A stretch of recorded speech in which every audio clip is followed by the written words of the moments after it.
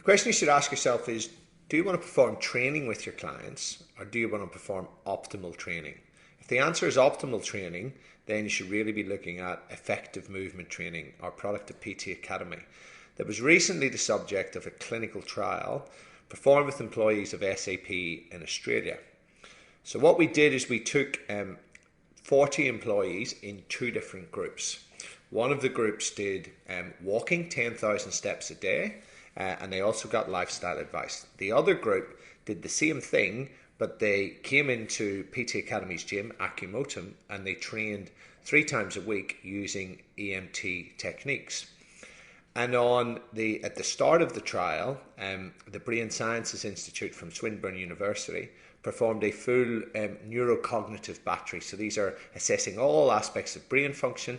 They also performed mood assessments, and we did biological age testing or bioage testing on them.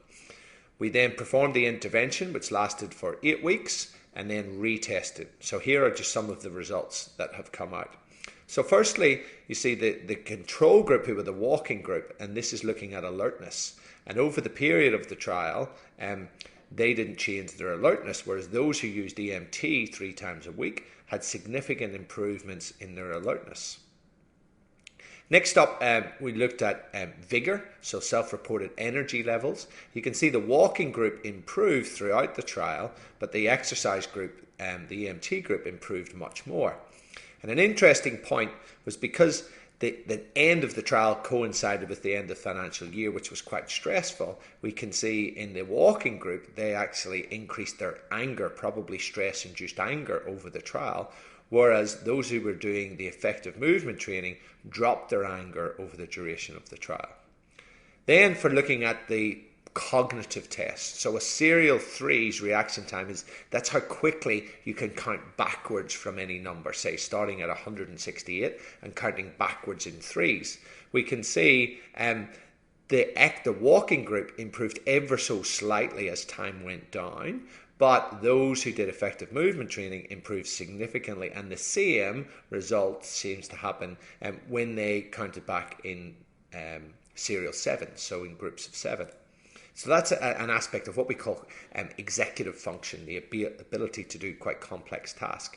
Choice reaction time is just a simple test of how quick the brain is at making choices. And you can see both groups improved, but the exercise group, the EMT group, improved significantly more due to the slope of the line.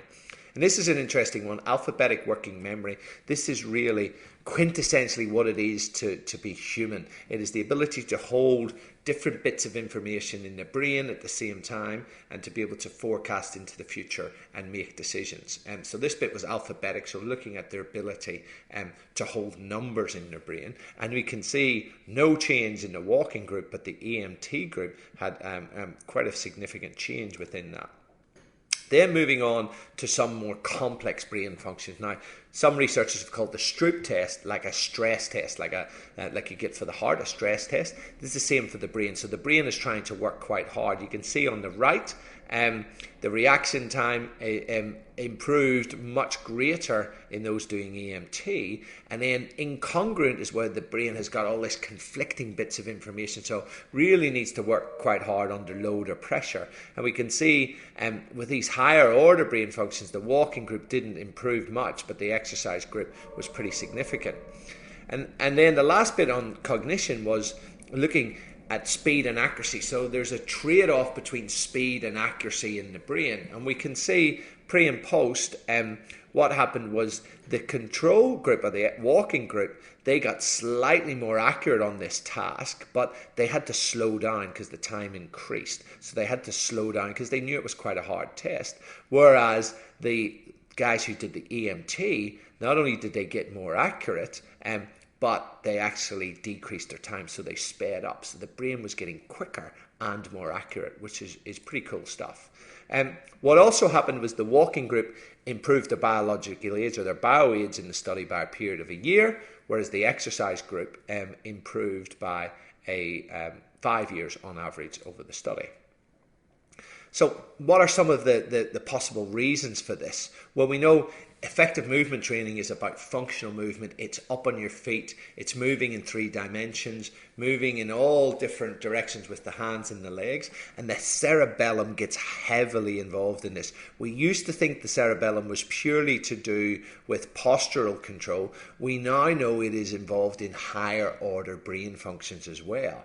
So that is a theoretical reason why this type of training actually had a bigger impact. We also know the right cerebellum, when you move your right arm and right leg, is connected through to the left cortex and vice versa. So that way you can get whole brain activation when you're doing more complex movements. And we know brain rehab exercises do stuff about crossing the midline, which we do a lot of in EMT as well. So it's really looking at brain rehabilitation and taking that and applying it in an exercise setting. So we know that you get synaptic plasticity. So the synapses actually become more flexible and increase within the cerebellum when you do complex motor skill training. So possibly that not only improves your ability to do motor skill, but might have an impact on overall brain function. Because we know that when the brain is developing, there's very close interrelations between motor development and cognitive development. And it's that interaction between the cerebellum and the prefrontal cortex. So it seems reasonable to assume that that would continue as an adult. So the complex movements can actually help brain function. The other reasons why we think this is contributory is all of these growth factors that are produced in the brain.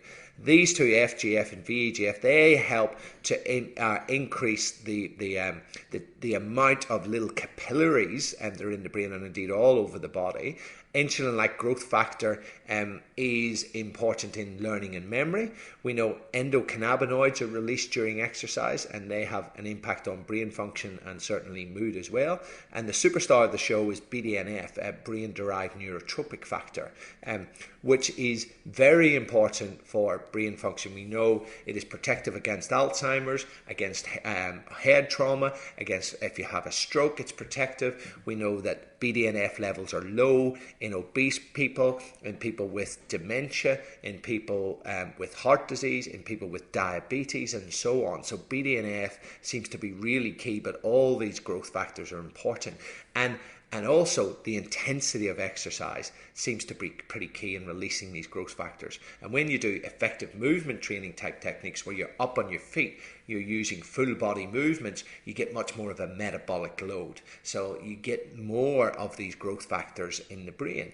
And we know that endocannabinoids and exercise, they're released during exercise and they have an impact on our well-being as well as helping to manage our stress. And we also know that BDNF, and the biggest source of this is through exercise, and particularly with increasing intensity of exercise. So doing those complex whole body movements is not only good for your body because it's aligned to functional anatomy, but it is also good for your brain.